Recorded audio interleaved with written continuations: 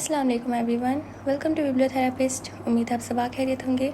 आपके लिए पेश खिदमत है मोहब्बत दिल पे दस्तक अस्कलफ़ा सहता है, एपिसोड 53। बस जितनी देर बैठूंगी यही चली कटी सुननी पड़ेंगी, इससे बेहतर है कि जाकर सो जाऊं।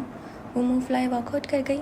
रास्ते में वो ताईजान के कमरे से होती हुई कोई चीज़ मुट्ठी में दबाए मोहित के कमरे में आई थी। उसने अंदर दाखिल होने से पहले दरवाज़ा खटखटाने की भी सहमत नहीं की थी। खामियाजा भी फ़ौरन ही भुगतना पड़ गया। उसे ट्राउज़र में मलबूस शायद लेटने के इरादे में था। वो किसी हद तक शर्मसार होती बेहद गड़बड़ा कर कदरे रुख मोड़ गई। वैसे तो यूँ भी तुमने कभी कोई ख़ास तमीज़ से काम नहीं लिया, मगर अभी बहरहाल हमारा ऐसे कोई रिश्ता नहीं कि तुम तनतनाती हुई मेरे कमरे में आ जाओ। शर्ट चढ़ाता वो तंबी अंदाज में ज़ोहा की कनपटियाँ सुलगा गया, मगर गलती बहरहाल उसी की थी और उस पर खुद को जितना भी कोसती वो कम था। मैं यहाँ आपसे लेक्चर सुनने नहीं आई हूँ, उसने बेहद तल्खी से कहा। तो वो सीने पर बाजू लपेटे एन उसके सामने आ खड़ा हुआ। सिर्फ मेरी शक्ल भी तो नहीं देखने आई होंगी, वो भी तनसन बोला था। मुझे ऐसी कोई बीमारी लाहक नहीं जिसका इलाज इतना फिजूल हो। ओके, तो फिर सिर्फ 5 मिनट है तुम्हारे पास, जो कहना है कहो। मुझे सोना भी है। उसके लबो लहजे में वही मखसूस सर्दमोहरी दर आई जिसका मुजाहिरा वो ज़ोहा से गुफ्तगू के दौरान अक्सर किया करता था। वो सुलग उठी। 10-5 मिनट आपके पास होंगे, मेरे पास बहुत वक्त है। मेरे लिए? मोहित ने इस्तेफामी अंदाज में भवें उचकाकर उसे देखा तो ज़ोहा के जैसे तलुओं लगी सर पर जा बुझी। मैंने ये नहीं कहा। ओह, मैं समझा शायद। वो अभी उसका दिल जलाने में कोई कसर नहीं उठा रख रहा था, मगर वो जानती थी कि अभी कुछ देर के बाद वो भी कुछ ऐसी ही सूरत हाल से गुजरने वाला था, इसलिए सब्र से काम लेकर रह गई। मैं आज आपसे आखिरी बात करने आई हूँ। अगर तुम फिर से इस शादी को रुकवाने की इस्तदा लेकर आई हो तो आई एम सॉरी। उसकी बात की शुरुआत पर वो बहुत आसान से बोला था, मगर वो शायद कुछ और ही ठान कर आई थी। उसकी बात के जवाब में हस्ब आदत भड़क उठने के बजाय अजीब से अंदाज में बोली, मैं अब आपसे ऐसी कोई इल्तिजा नहीं करूँगी। मोहित ने बेसाख्ता एक चाचती हुई निगाह उस पर डाली थी। उसके सभी रूप जुदा थे और शायद कुछ इसरार भी रखते थे। वो ना चाहते हुए भी पूरी तरह उसकी तरफ मुतवज्जो था, जो अलग थी। समंदर की सतह की मानिंद पुरसुकून से दिखाई देने लगी थी, मगर उसकी आंखों से मुतरशा कैफियत उसे कतई नॉर्मल जाहिर नहीं कर रही थी। ये शादी मेरे होने से मशरूत है ना? बिलफर्ज अगर मैं ही ना रहूं तो? उसने ठहरे हुए अंदाज में कहते हुए अपनी बंद मुट्ठी मोहित की आंखों के सामने खोल दी थी। ताईजान की नींद की गोलियों की शीशी पहचानने में मोहित को लम्हा ही लगा था। वो बेहद बेयकीनी से ज़ोहा को देखने लगा। उस पल सही मायनों में मोहित की तमाम तर जहानत और समझदारी धरी की धरी रह गई थी। उसे ज़ोहा का ट्रम्प कार्ड अब समझ में आया था। उसका जी तो चाह रहा था कि वो एक थप्पड़ खींच कर दे मारे, मगर उसकी जहनी कैफियत का अंदाज़ा भी बहुत अच्छी तरह हो चुका था। सो अंदर मचलते तूफ़ान को दबाते हुए बज़ाहिर बड़े रसान से पूछने लगा, तुम मुझसे क्या चाहती हो ज़ोहा? अपना वार कारी देख कर ज़ोहा के दिल में पलते सराब को सुकून आ गया। सो उसकी तरफ देखते हुए पुरसुकून अंदाज में बोली, मैं शादी एक कॉन्ट्रैक्ट की बुनियाद पर करूँगी। वो मुतहय्यर सा उसे देखने लगा। अब तो वकील हैं, बहुत आसानी से इस कॉन्ट्रैक्ट के पेपर्स भी बनवा सकते हैं। दरअसल किसी ने मुझसे जल्द लौट आने का वादा कर रखा है, तो मेरे आपके बीच कॉन्ट्रैक्ट ये होगा कि उम्र के आने पर जब मैं आपसे कहूँ आप मुझे छोड़ने के पाबंद होंगे। वो बेहद इत्मीनान से कहती सही मायनों में मोहित को खला में मालूम कर गई थी। वो शशतर सा उसे देख रहा था। उसका जहन एकदम से ब्लैंक हो गया। बेयकीन नज़र न समझी के आलम में ज़ोहा के चेहरे पर थी, जैसे उसे कभी भी यकीन ना रहा हो कि ज़ोहा के मुंह से कभी ऐसी बात सुनने को मिलेगी। और इधर वो उसी कदर मुतमईन और पुरसुकून थी।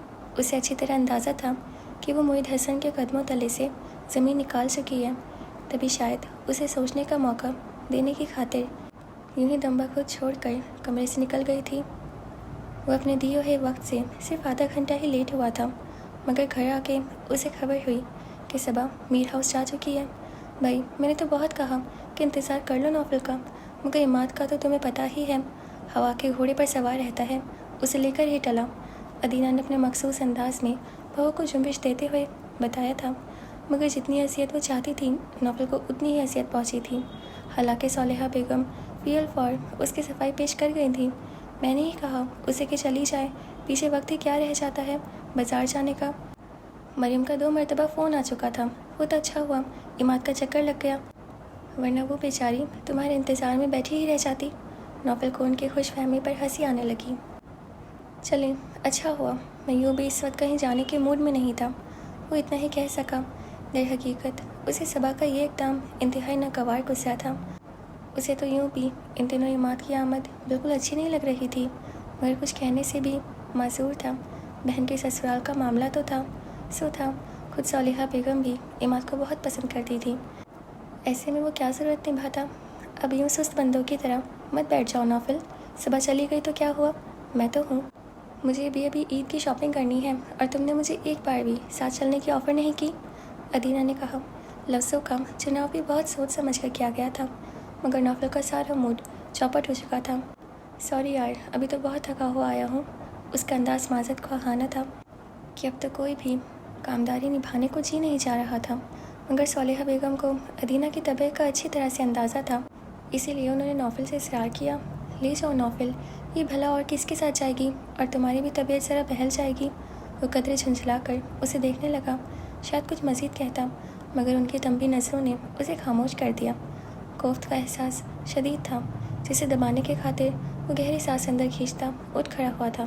چلو، ادینہ کا چہرہ چمک اٹھا۔ ایسے ہی کپڑے تو بدل لوں۔ ابھی کچھ دیر قبل عماد کی آمد کے بارے میں سن کر بدلے گئے جوڑے میں اسے زخم دکھائی دینے لگا، جبکہ اس کی ذہنی و قلبی کیفیت سے قطعی نظر نوفل بیزار سا بولا، اب ان میں کیا خرابی ہے، چودھری کا چاند تو بنی ہوئی ہو۔ اس کا اشارہ ادینہ کے نئے نویلے سوٹ کی خوبصورتی کی طرف تھا، مگر لفظوں کے چناؤ میں بے احتیاطی مقابل کو خوش فہمی کے کسی زور پر پہنچا گئی تھی۔ یہ نوفل کے ذہن میں بھی نہیں آیا تھا۔ وہ خود پر نازا تو پہلے ہی رہتی تھی، اب تو ہوا میں اڑنے لگی۔ تم تو بندے کا دل خوش کر دیتے ہو نوفل۔ وہ ہنستی ہوئی آگے بڑھی، مگر وہ بدستور اسی کنوت کے حصار میں تھا، سنجیدہ اور بے حد خاموش۔ صالحہ بیگم پر تشویش نظروں سے اسے جاتا دیکھ رہی تھی۔ وہ ادینہ کے ساتھ چلا تو آیا تھا، مگر وہ اسے ساتھ لے کر بازاروں میں اتنا فری کہ نوفل پریشان آ گیا۔ خدا کے لیے ادینہ، اب بس کرو، ساری شاپنگ کیا ایک ہی دن میں کر لو گی؟ کبھی کبھی تو تمہارا والیٹ ہلکا کرنے کا موقع ملتا ہے۔ اب تمہاری بیوی تو ہے نہیں، میں کیوں فائدہ نہ اٹھاؤں؟ وہ مزے سے کہہ رہی تھی، مگر اس کی بات جیسے نوفل کے دل میں گڑ گئی۔ اس کی تو ہر حسرت ہی دل کے مزار میں دفن ہو کر رہ گئی تھی۔ وہ جس نے ہر لمحہ ہر پل اس کے ساتھ خوشیاں کشید کرنے کا سوچا تھا، اور اگر ابھی وہ میرے ساتھ ہوتی تو اس دنیا کا رنگ ہی کچھ اور ہوتا۔ میں دنیا کی ہر شے اس کے قدموں میں لا کر ڈھیر کر دیتا، تو پھر اس کے چہرے پر کھلتی ہنسی کیسی لگتی؟ اس کا دل یک لگ تھی، رونق سے بیزار ہونے لگا۔ میں گاڑی میں بیٹھا ہوں ادینہ، جو خریدنا ہے جا کر خرید لو، اور چاہو تو میرا والیٹ ساتھ لے جاؤ۔ وہ ہٹیلے انداز میں بولا تو اس کے موڈ کا اندازہ کرتے ہوئے وہ فوراً واپسی کے لیے تیار ہو گئی، مگر تبھی اسے کوئی بہت اچھی جاننے والی مل گئی تو وہ زور و شور سے اس سے باتوں میں مصروف ہو گئی۔ نوفل جھنجھلاتا گاڑی میں آ بیٹھا۔ تھوڑی دیر کے بعد وہ پلٹ کر اس تک آئی تھی۔ نوفل، پلیز تھوڑی دیر اور رک جاؤ، رباب کو بہت ضروری شاپنگ کرنی ہے، مجھے ساتھ چلنے کو کہہ رہی ہے۔ تم چاہے گاڑی میں ہی بیٹھے رہو، بس آدھے گھنٹے کی بات ہے۔ اس کے پیشانی کے بل دیکھتے ہوئے وہ لجاجت بھرے انداز میں بولی تو نوفل نے صاف گوئی سے کہا، اگر آدھے گھنٹے سے 1 منٹ بھی اوپر ہوا تو میں چلا جاؤں گا۔ اوکے۔ وہ فوراً مان گئی تھی۔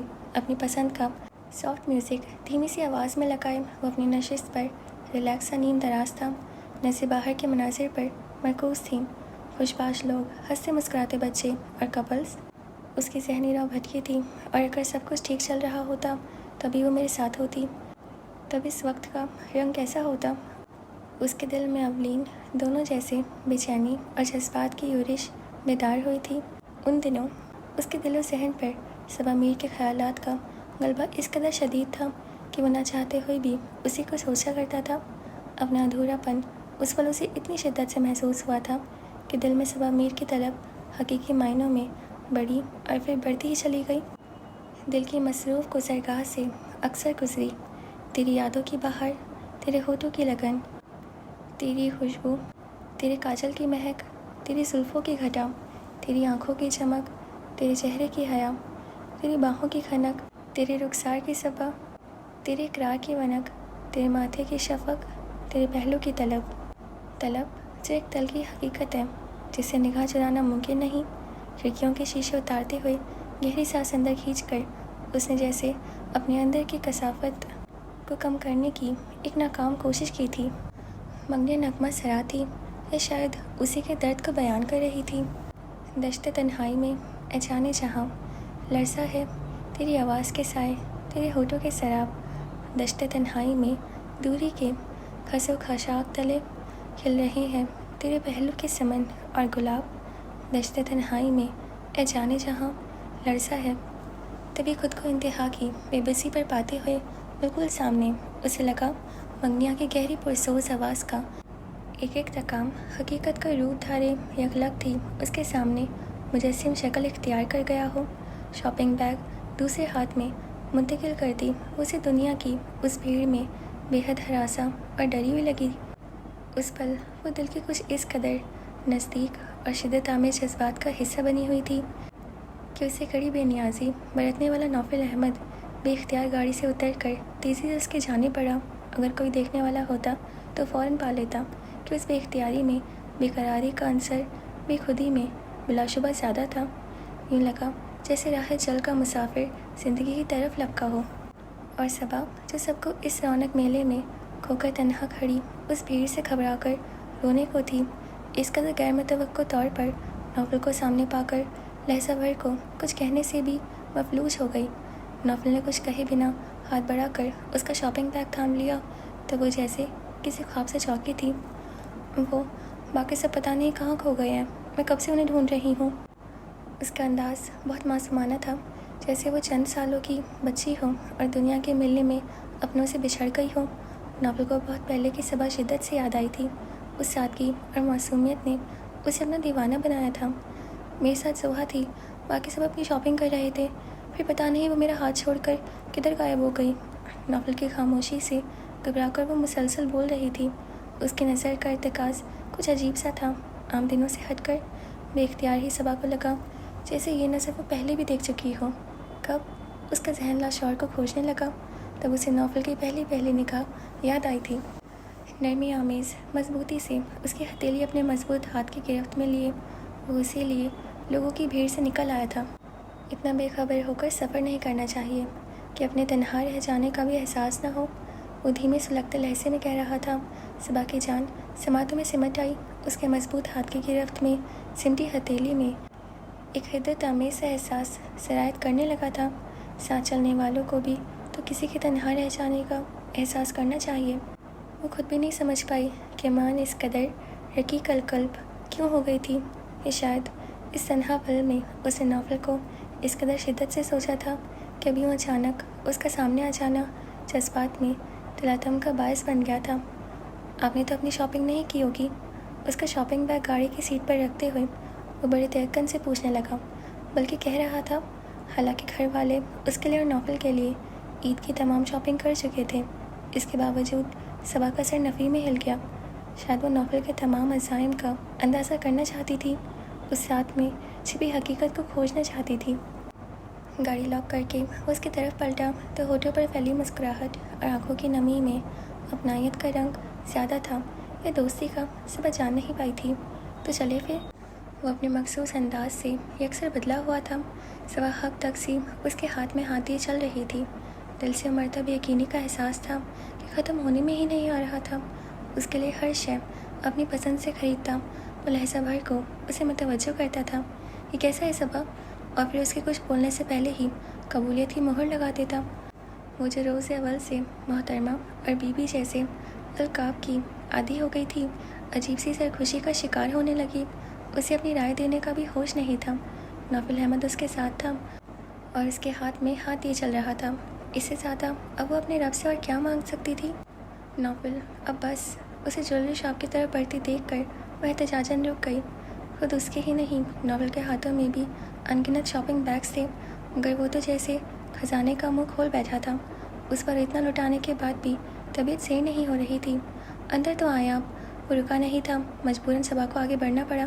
खुद उसकी तबीयत में भी बेहद खुशगवारी सी तब्दीली दर आई थी कि इतना चलने के बावजूद थकन का शायबा तक नहीं हो रहा था। तभी उसे अपने मोबाइल पर वजदान की कॉल मौसूल हुई थी।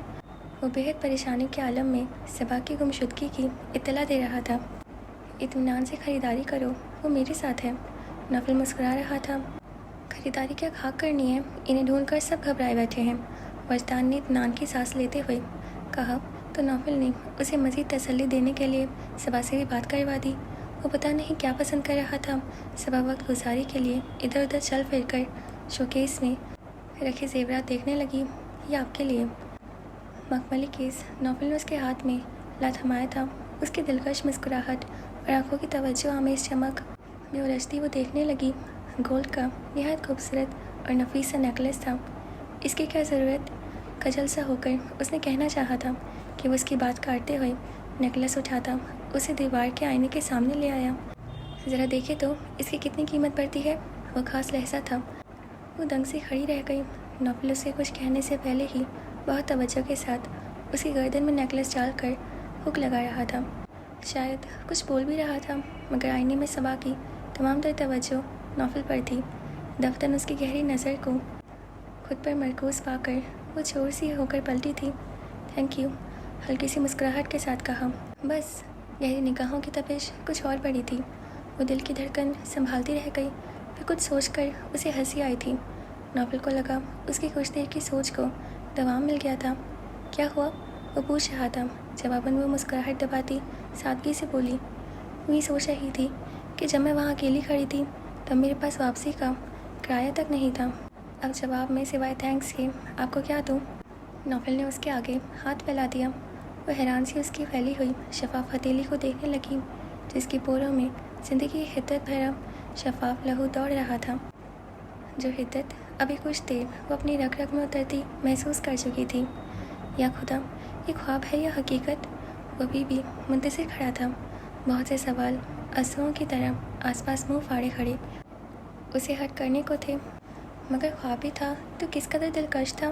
ये ख्वाब भी था तो उसकी हकीकत किस कदर दिल पसंद थी, दिल फरेब थी। और वो अपने दिल को फरेब देने पर बखुशी तैयार हो गई।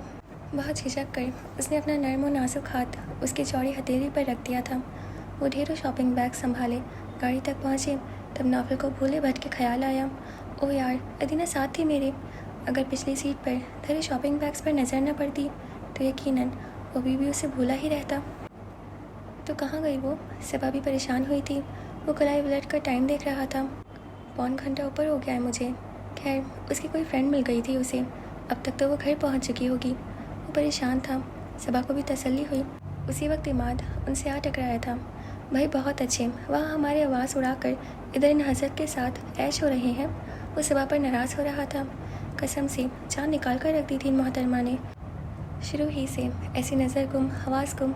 मेरा नहीं ख्याल कि यहाँ से घर तक का रास्ता भी इसे मालूम होगा। ओफो, सुने तो बस्तान से मेरी बात हुई थी इनके सेल फ़ोन पर। उन सबको पता है। सबा को उसके अंदाज़ पर हंसी आ रही थी। और मुझे तो तब पता चलता जब सेल फ़ोन को बैटरी डाउन न होती। मैं तो पागलों की तरह हर जगह ढूंढता फिर रहा था। वो काट खाने वाले अंदाज में कह रहा था। अब क्या परेशानी है? अब तो मिल गई है ना? नौफल को एक मखसूस कैफियत ने जकड़ना शुरू कर दिया था। संजीदगी से बोला तो सबा ने बेख्तियार उसके चेहरे की तरफ देखा। माइंड मत करना नौफल, दरअसल इन सब से बरतरफ मुझे सबा की कुछ ज़्यादा फिक्र थी। ये मुझसे बहुत अलग है। खुद में सिमटी हुई, यूँ समझो कि दुनिया से अनजान। मुझे तो एक ही ख्याल खाया जा रहा था कि जाने कहाँ होंगी। इमाद बहुत मुशफ़िक़ाना अंदाज में अपने जज्बात और एहसासात का इजहार कर रहा था, जो कि मीर हाउस वालों का शोभा था। मगर उसके लबो लहज़े की बेसाख्ती महसूस करके नौफल सुलग उठा था।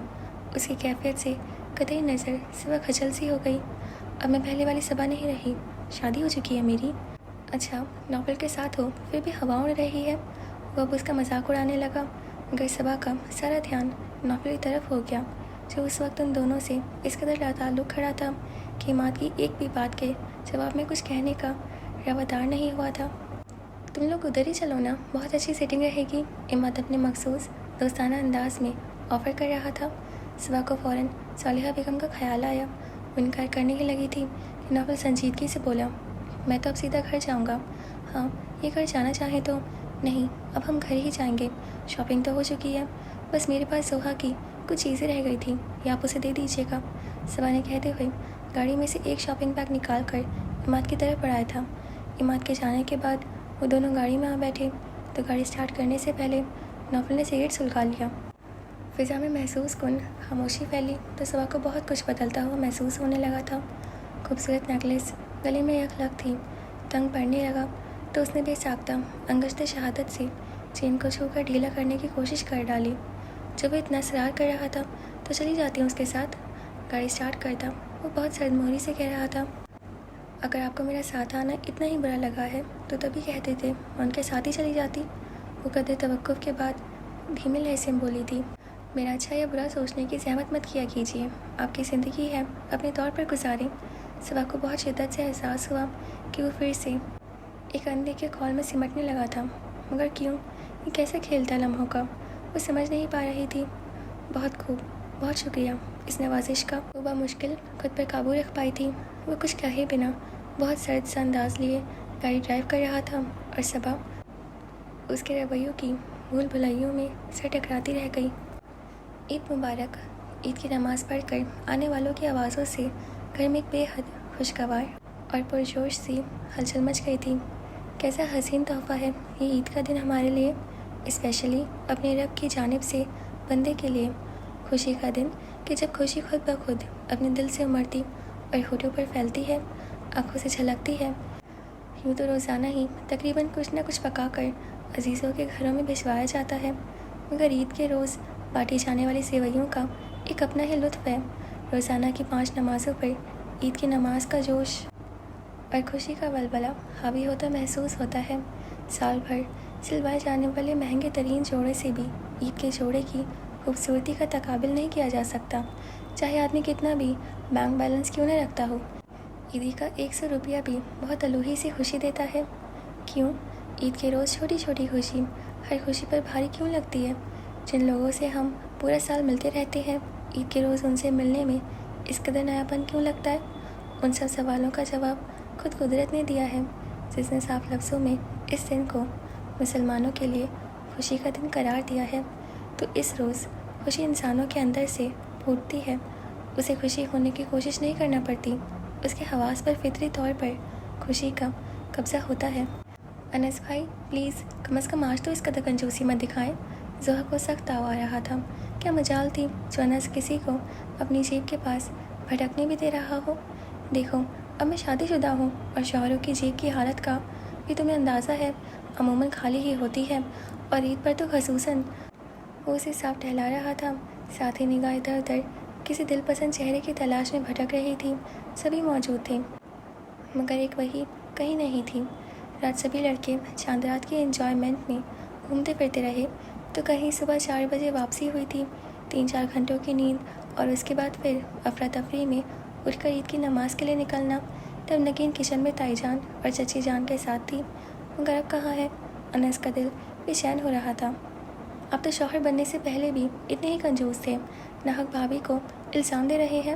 زہا نے جل کر کہا، وہ تایا جان اور چچا جان سے اچھی خاصی عیدی بٹور چکی تھی، یہ انس ہی تھا جو قابو میں نہیں آ رہا تھا۔ ہر بار اسے عیدی لینا بحث و مباحثے کا سبب بنا کرتا تھا۔ میں کنجوس ہی بھلا، وہ فوراً بولا تھا۔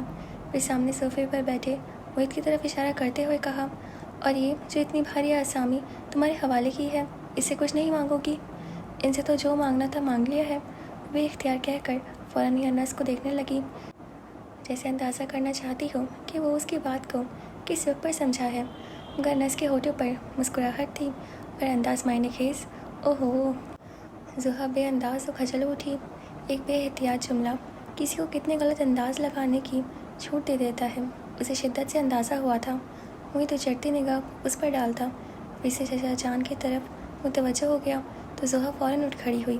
صاف لگ رہا ہے کہ رمضان کی رخصتی کے ساتھ ہی شیطان کی آمد ہو گئی ہے، تبھی تو آپ سخاوت کو کنجوسی نے لپیٹے میں لے لیا ہے، وہ تنزن کہہ رہی تھی۔ اس وقت مریم پھپھو اور عماد کے ساتھ چاند، احمر اور نعمان اپنی مسز کے ساتھ اندر داخل ہوئے۔ پھر سے عید مبارک کا شور بیدار ہونے لگا۔ زہا جلدی سے وجدان اور ہمرا کو بھی لے آئی۔ عیدی جمع کرنے کا نادر موقع ہاتھ لگا ہے اور تم لوگ بے خبر بیٹھے ہو۔ رسٹ کلر کا خوبصورت سا جوڑا اور چنا ہوا دوپٹہ اس کے سادہ سے روپ کو بھی دمکا رہا تھا۔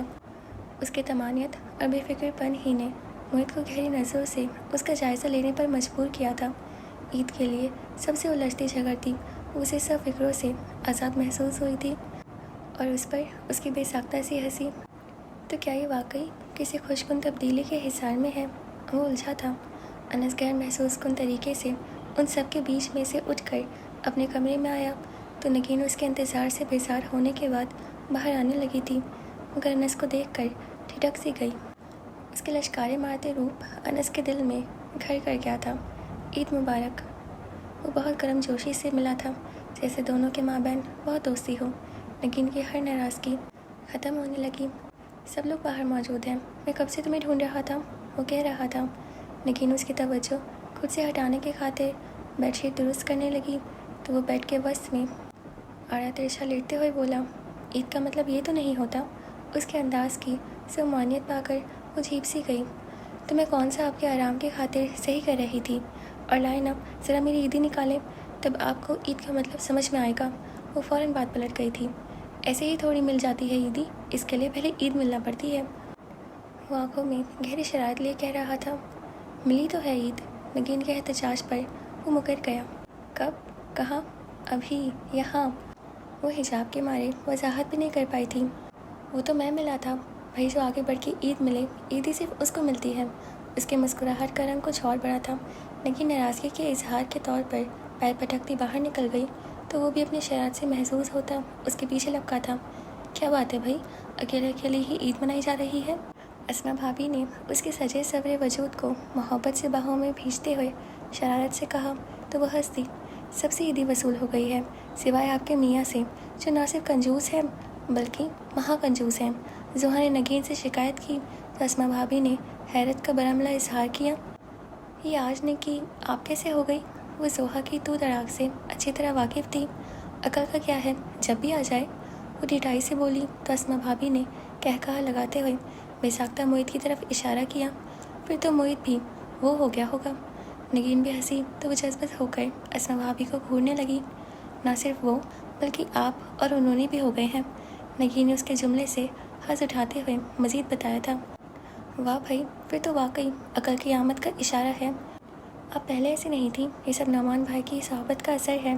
زحا نے متاسفانہ انداز میں بآواز بلند کہا، ممکن ہی نہیں تھا کہ نعمان نہ سنتا۔ کیا یار، ہمسایہ ملک کی طرح ہر اندرونی و بیرونی سازش کی ذمہ داری مجھ غریب پر ڈال دیتی ہو تم لوگ۔ وہ اپنی خفگی کا اظہار کر رہا تھا۔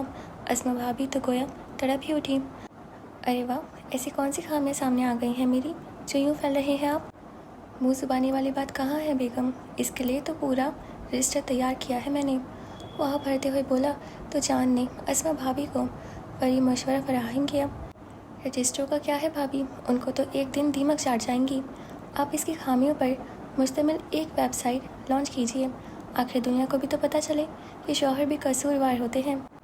یہاں کون مانتا ہے بھلا، لیکن تمہارا مشورہ قابل غور ہے۔ خیر، عید کا دن ہے، اس لیے میں کوئی ایشو نہیں اٹھانا چاہتا، مگر یہ بہرحال حقیقت ہے کہ عورتوں میں خامیاں مردوں سے زیادہ ہوتی ہیں۔ انس نے بھی اس میدان کارزار میں قدم رکھ دیا تھا۔ مثلاً؟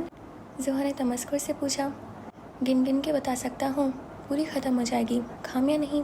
وہ مسکراہٹ دباتے ہوئے کہہ رہا تھا، اور یہ مردوں کی سب سے بڑی خامی ہی نہیں بلکہ ہابی بھی ہے، یعنی کہ ہر وقت عورت کو الزام ٹھہراتے رہنا۔ نگین نے بہت اطمینان سے اس کی بات لوٹائی تھی۔ اوکے جی، تو ہمارا ایپیسوڈ میں ختم ہوتا ہے، اور آپ کو اب تک کیسا لگ رہا ہے ہمیں ضرور بتائیے گا۔ اور آج کا سین اچھا تھا نا، نوفل اور صبا والا۔ عماد نہیں آتا تو اس کا موڈ ویسے ہی اچھا رہتا، بٹ کوئی نہیں، میں نے کہا تھا نا دیکھے وہ اتنا برا نہیں ہے، بٹ اب دیکھیں گے آگے کیا ہوگا۔ اور معید کو زحا اچھی لگی، کیا لگتا ہے؟ اچھا، مجھے نہیں پتا تھا زحا ایک دم سے ایسا کر دے گی کہ وہ سوسائڈ کی دھمکی ہی دے دے گی۔ کیا لگتا ہے آپ کو کہ وہ کرے گی یا نہیں؟ مجھے نہیں لگتا، بٹ کچھ کہہ بھی نہیں سکتے، ہے نا؟ تو دیکھیں گے اب آگے کیا ہوگا، اور آپ کو اب تک کیسا لگ رہا ہے مجھے ضرور بتائیے گا۔ اور آج کے لیے بس اتنا ہی، اب آپ ہمیں سنتے رہیے گا، ہم آپ سے کل ملیں گے۔ آپ اپنا خیال رکھیے گا، پلیز ہمارے چینل کو سبسکرائب کر دیجیے اور ہمارے اکاؤنٹ کو فالو کر لیجیے۔ خدا حافظ۔